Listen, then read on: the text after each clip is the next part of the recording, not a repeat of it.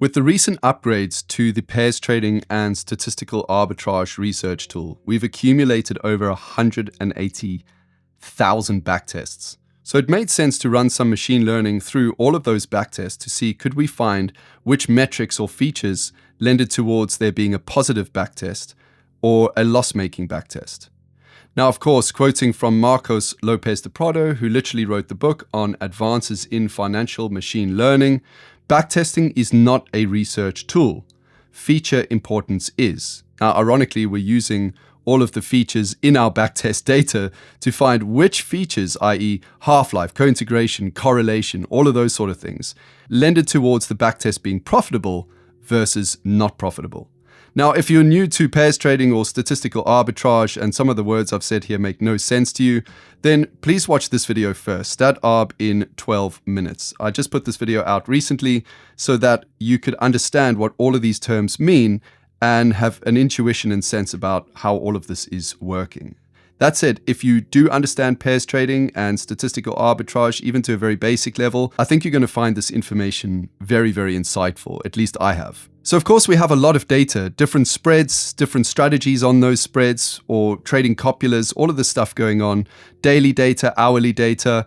I decided to segment all of that and analyze those components separately so that we could see if different strategies and spread mixtures and different intervals impacted the results differently, which, spoiler alert, they absolutely do. So for this video here, I'm going to run through the daily data so you understand how to analyze the report itself. And for those of you on the platform, you can just go and download this report over here and you'll have the hourly data results in there as well. Just analyze it the same way that I'm going through over here. Because there was so much data, we did a 50-50 train test split. What that means is we took half the data and we used that for training.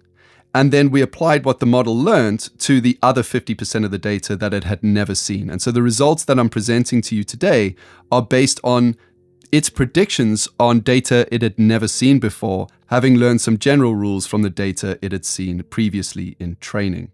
Now, a big warning here. When I did an analysis just to say, forget all the features, co-integration, copulas, all of that, we're tracking everything. We don't discriminate on logging a backtest if, say, the pair wasn't co-integrated, or it didn't have the half-life we want, or it wasn't correlated the way we want. We track it anyway. For this reason, we wanted to do this analysis. We wanted tons of loss-making trades and backtests as well as profitable ones so we can see what does work and doesn't work. And this video is that analysis. I've been looking forward to doing this for a long time.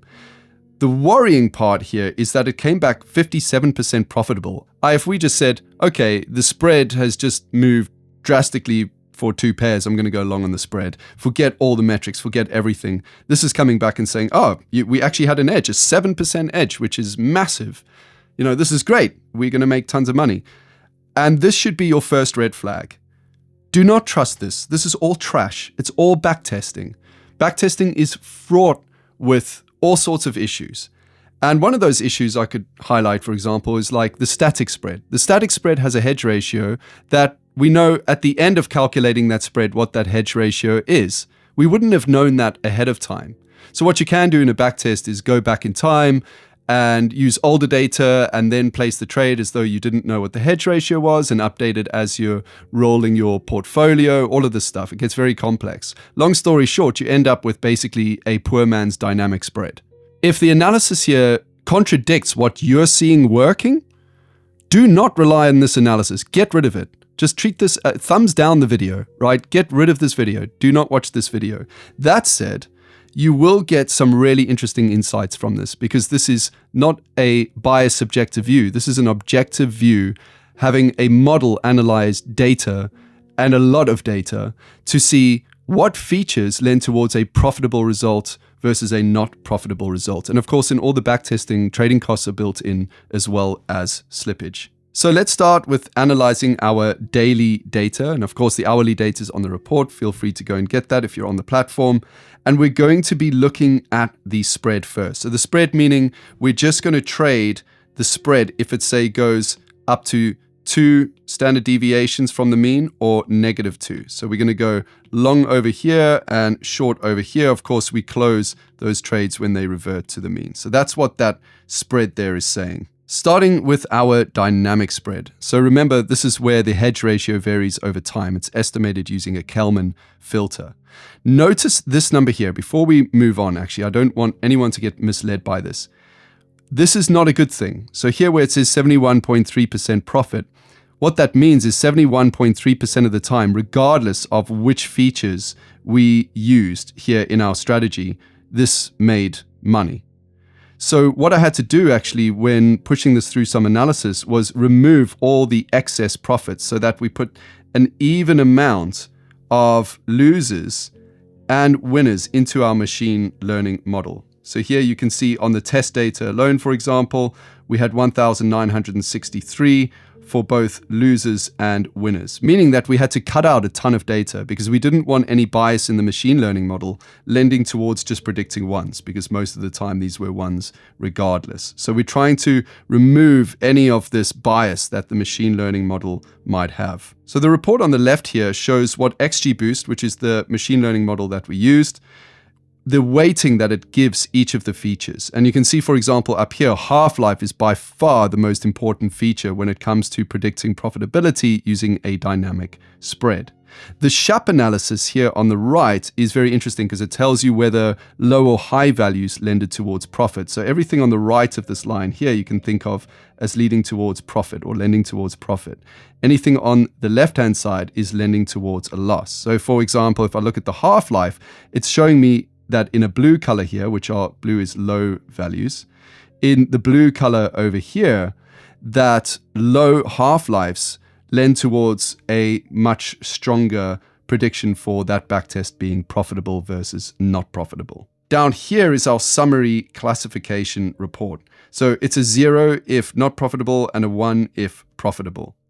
And what I care about is this number over here, the precision on a 1. This means that it could predict with 64% precision that a backtest would be profitable. And this is on data it had never seen. That is massive. Now, if it wasn't backtest data, I would be off to the races. It's very insightful in terms of which features, because there is clearly evidence that certain features lended towards a positive result. Take it for that. Everything else, just ignore. Something else to notice here about the classification report is it's not based on these features you see up here. We ran the feature importance so that we could see, what sort of weighting the model gives these features. But then when we tried to actually get the machine learning model to accurately predict things, we used what's known as principal component analysis, which basically takes all of the dimensions of the features and reduces it down to a set of data that helps to predict whether or not, the backtest is going to be profitable or not. It's known as dimensionality reduction. So it reduces the number of dimensions. And what's useful about doing that is if there is any, what's known as multi-collinearity. So if there's any correlation, which can lead to spurious regressions as well, or it can lead to funky results. If there's some correlation between all of these features here, it'll help eliminate all of that so that we, again, are removing bias from our estimates. So this 64% over here, honestly, personally, I was extremely happy with. I don't know about you, definitely comment on what you think about it. With that said, let's look here at the OU spread. Again, here, we're just trading that spread at the +2 and -2. It's the same thing as we did before. So just bear that in mind. And interestingly enough, only 41.5 of these, or 41.5% of these, were profitable when just looking at the total data. So we had to remove some losses to try to balance out the data here to give an even view. So I found that very interesting in and of itself. Now, the standard deviation crossings has the highest weighting possible. So what does that mean? Well, this is a number of times that the spread crosses a -2 or a +2 standard deviations.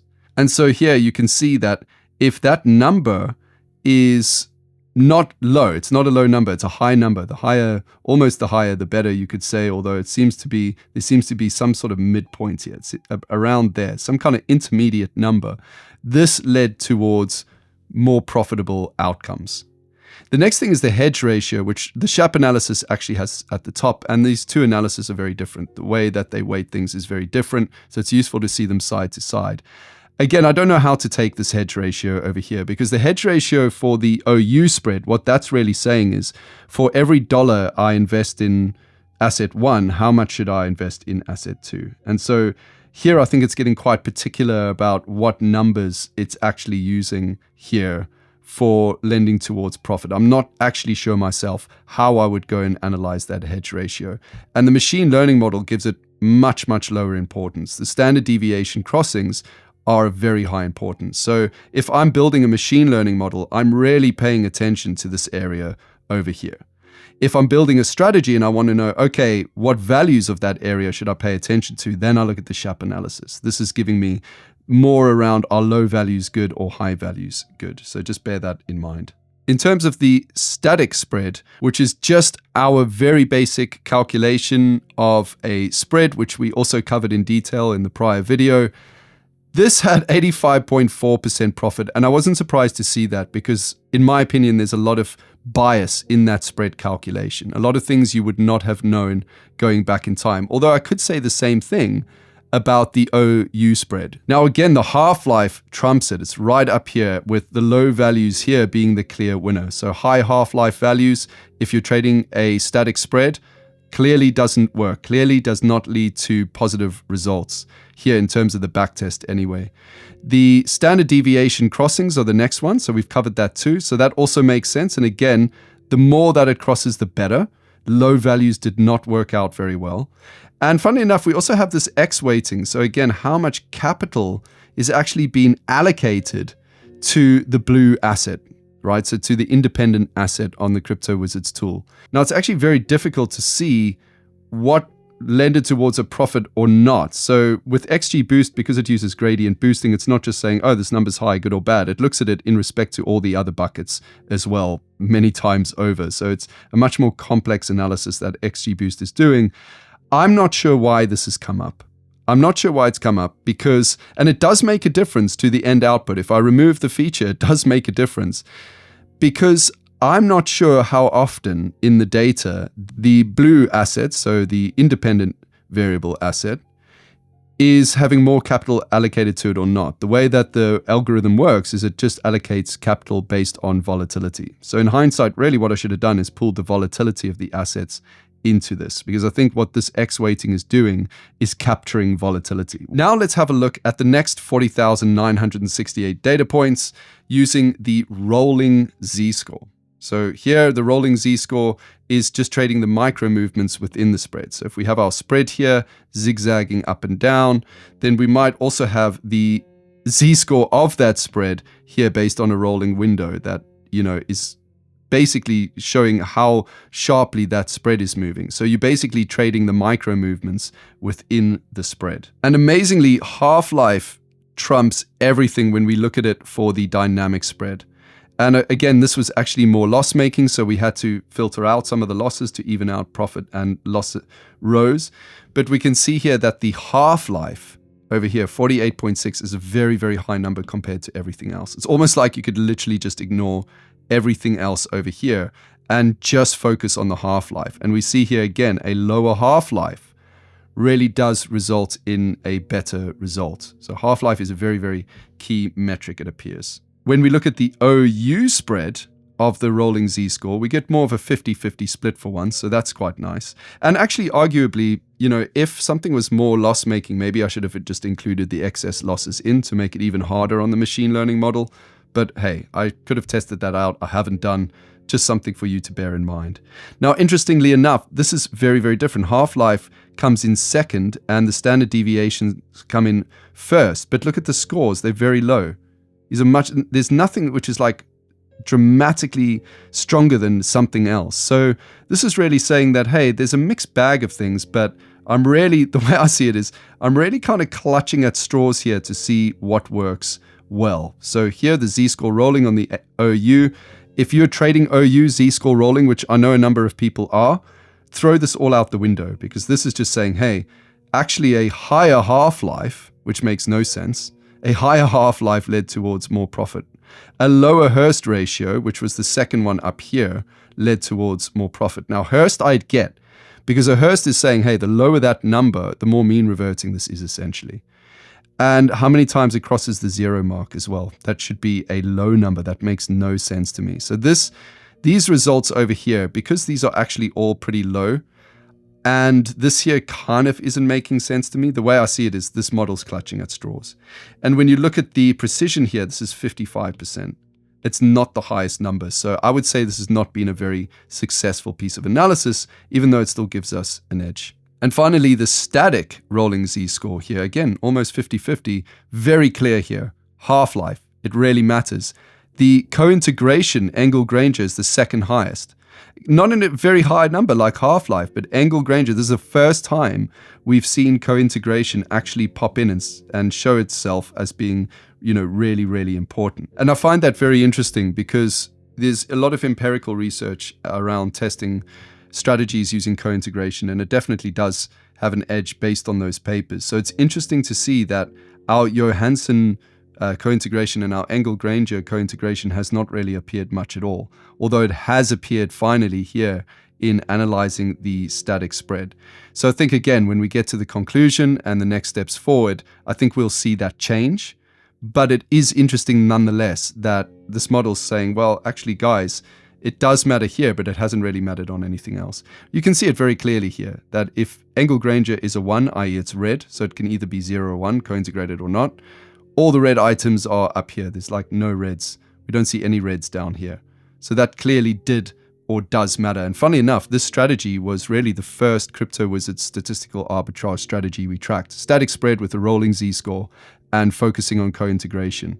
And it just turns out that if it ain't broke, don't fix it. I mean, this is showing that, yes, that actually does make sense and has worked here. But what I really underestimated is how important half-life is. And if you think about it, that makes a lot of sense because half-life measures how quickly something reverts back to half of its mean. So if it's down here at, say, -2, and you go long on the trade, how long does it take to get halfway back to this here? How many periods does it take? The lower the number, the better. I'm going to save the best for last because I find the Copula analysis fascinating. It's new to me. I'm loving the analysis. I'm being shocked by the results as well. So Copula measures the dependency between our two assets. So for example, here we have our X independent asset there, and up here we have our Y. So Y-axis and X-axis as well, scaled between 0 and 1. And for example, here we're looking at a Clayton Copula. What this shows is that you can see the prices cluster together towards the bottom left corner, and they sort of spread out here, going towards the top right. So the dependency strengthens as the prices are getting lower. This dependency meaning they move more alike. If you're looking at returns, it would mean they go up like each other, they go down like each other. Here we're looking at prices, meaning when prices are low for one, prices typically are low for the other as well. And so this Clayton Copula fits this data. You can see here these gray lines are actually fitting this data. And here's an example where the red dot is outside of those lines. So this red dot here is saying that our X being less than or equal to where it is given Y is extremely, extremely low. So what this means here is Y being very, very high is in relation to X too high. So here we would short Y and go long on X. And here it would be the opposite, by the way. So down here, what we'd be saying is we need to actually go short on X, so short X, and long on Y. And this one over here, we would say, again, short Y, long X, long on X, short on Y, although this data point seems to be roughly where it should be. In fact, it hasn't up here past our green thresholds, so we actually wouldn't trade this one. So these are what copulas are, or the dependency analysis of what copulas are actually showing us over here. This is the Gaussian copula. You can see it's much more symmetrical. You've got your dependency on the tail and the upper end. So when prices are high and low, you don't have the same sort of scatter out approach here as you did for the Clayton Copula. The student T Copula, and this correlation is clearly very high because the bands are very tight. It's very similar to the Gaussian Copula. It's symmetrical, but just like a probability distribution, it varies slightly to the Gaussian distribution, or in fact here the Gaussian Copula does vary. And this here is showing a clear signal to go short on Y and long on X for this given asset. Now the Gumbel Copula is pretty much the opposite of the Clayton. You can see your dependency sort of strengthens as you're getting here. So as prices go up for an asset, the other assets' prices typically also are very high. And so that's what this Gumbel Copula is showing. Now notice here that there are no gray bands, right? So we don't see this banding around like we do these others. And the reason for that is there's actually no closed form solution for that. And I haven't built in the numerical method yet into the CryptoWizards platform. So here we can just, rely on these numbers up here as you can with these here. It's nice to have the gray lines as a visual. This one doesn't have it, but just think of it as the opposite of the Clayton Copula. Now, in terms of the analysis that we're going to look at, this is cold, right? So this here is our number 1. And then the next one here is going to be our number 2, which is going to be like a purpley color. I actually don't have a purpley color here, so I'm just going to make it this color. This one here is more of a fuchsia color. So number 3, it's more like the color I'm drawing with. And this one here is our number 4. So the more red it is, the more we're getting towards this Gumbel Copula. The more blue it is, we're seeing more of this Clayton Copula over here. And if it's somewhere in between, it's either the Gaussian or the student T, depending on how warm the color is. So that is how to interpret the analysis. So here you can see there's no spread involved. The strategy is just trading a Copula strategy. This was mainly profitable, so I had to remove excess profit when actually going and analyzing this. And we had about 1900 rows of data in the test here for a 0 and 1900 in the test data for a 1. Look at the precision here, 70%, 70% precision. I was really blown away by this, and I had to really think about it. The Copula is really dependent upon how much data you give it. So the more data, the better. You'll see in CryptoWizards, you can change the period from being, say, 365 rows of data, i.e. a year's worth of data, to say 1,000, which is more like 3 years of data. And you can see sometimes the shape of the Copula changes dramatically. This is just based on 1 year's analysis. Correlation is really, really important. And this is not the correlation based on Pearson's correlation coefficient, actually depending on what Copula you're using. So if it's a Gaussian or student T, it actually might be Pearson's correlation, but this is based on the pricing. So this is price correlation, not returns. And this correlation is calculated by the Copula itself. So this correlation number, clearly, the higher the correlation, the better. That's what this is very, very clearly stating. So if you have a Copula with a very strong dependency, which makes complete sense, if it has a very strong dependency, very high correlation, and that red dot on the Copula, so this red dot over here, for example, is outside the boundary, then the chances are, this backtest, I should say, I can't say in reality, would lead to a lot more profit. And so that intuitively makes a lot of sense. The next thing is the Copula ID. So this here is the student T Copula. What this is showing is actually that student T Copula actually hasn't been lending so much towards profit, but I'm not sure why that is. I would actually throw that out the window. But what is very clear for me here is that this red one over here, which is the Gumbel Copula. The Gumbel Copula matters. If it has this shape, i.e. the dependency strengthens towards the upside, it tended to be more profitable in the backtest, which I found fascinating. Again, a low half-life, very important. And by the way, XGBOOST features agree with all of these, with the correlation of the Copula being by far the most important one. Same here with the SHAP analysis, by the way. We finally see the Johansson co-integration test starting to show its head here. I like to sort of look at the top 5 features, but also bear in mind their scores. The Johansson test for co-integration is different to Engel-Granger's. Engel-Granger, you actually calculate the spread and say, is it stationary? The Johansson test, you're not really doing that. You're actually looking at deeper mathematical properties like eigenvalues and eigenvectors and all sorts of things to see, is there some kind of stationarity, or is there some kind of stationarity that should exist within these pairs somewhere? And so that is very interesting, because it doesn't mean I have to have calculated a certain type of spread to try and get it to be stationary. And this is actually coming out as mattering. It says, yeah, this actually matters. And look here, you can see it's red. If they co-integrated, based on Johansson, yes, this model can predict with more accuracy as to whether or not this would be profitable in and of itself. So this is what it actually looks like on the CryptoWizards platform. For example, I could filter here on the Johansson test being co-integrated. I could filter here on the correlation copula needing to be high as well. And I can't filter here actually on it having to be a certain type of copula, although I'll probably go and add that in at some point too. To me, this is very useful and very interesting.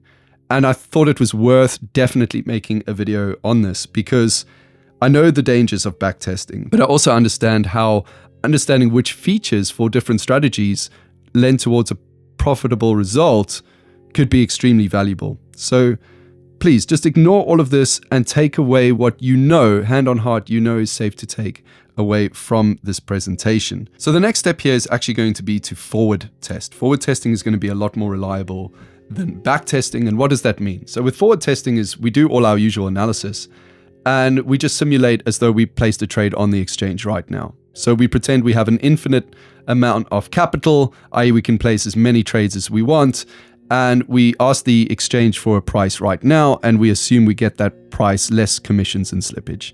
And then we monitor that trade, and when that trade reaches a certain target or signal, we exit the trade. So right now there's actually a forward testing algorithm running on daily data, not hourly right now, just running on daily data. And it's going to take a long time to build up because we literally have to wait for the future to happen. We're not going back in the past. We do run for a forward test. I do run the back test to see, okay, is this actually worth forward testing? Because if it doesn't appear worth forward testing, let's not bother. But nonetheless, I don't want to discriminate too much against certain features. So it's open to a lot of trades. And that forward test is running. So in the future, let's say a year from now, hopefully that data will look strong. And that'll probably be the most valuable data I've ever collected for Crypto Wizards. It's going to be very, very valuable because it's going to show us in the future what actually worked in practice, assuming you got the deal, assuming you got the price that you placed an order for on the exchange. And we'll be able to look back and compare that to all the backtesting and see, wow, yes, these features absolutely do make a difference. Or actually, no, co-integration mattered a lot more. And this was completely wrong. Or maybe actually the OU spread is the most valuable out of all of them based on the strategy that I'm using here. And that leads me to one more final important point. Your strategy, your entries, your exits, they're all different. The strategy I used here was a z-score of 1.5 for rolling z-score and 2 if it's just the spread we're trading, and 5% tolerance for copulas. So many people, in fact, if I asked any person is probably using a different number and a different strategy. So these are not your backtests, they're not your strategy, and your results would probably differ greatly from this. Nonetheless, I hope you found it useful. Until the next one, take care and talk soon.